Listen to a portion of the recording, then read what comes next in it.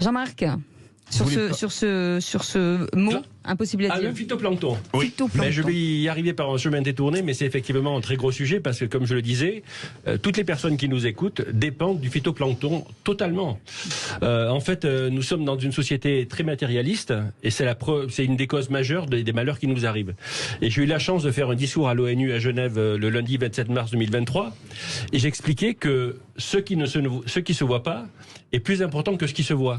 L'amour, le courage, le discernement, l'air, l'eau, quand elle est propre, ne se voit pas et c'est vital. Eh bien, c'est exactement ça le phytoplancton. Le phytoplancton, c'est un organisme végétal qui est aux surfaces des eaux de la planète. Et il se trouve qu'on s'appelle la planète bleue parce que 70% de la Terre, c'est de l'eau. Oui.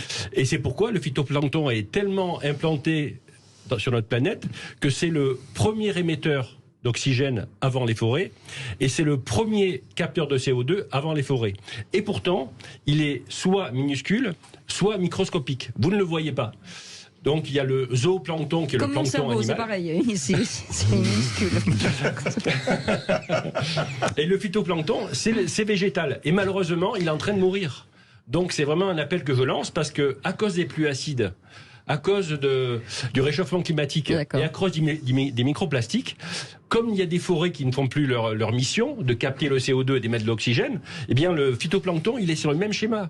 C'est un problème colossalissime qui devrait être une priorité de tous les gouvernements du monde. Et malheureusement, on n'en parle pas. Donc je souhaitais mettre ça sur le débat. Et je suis très heureux que Sud Radio m'ait permis d'en parler.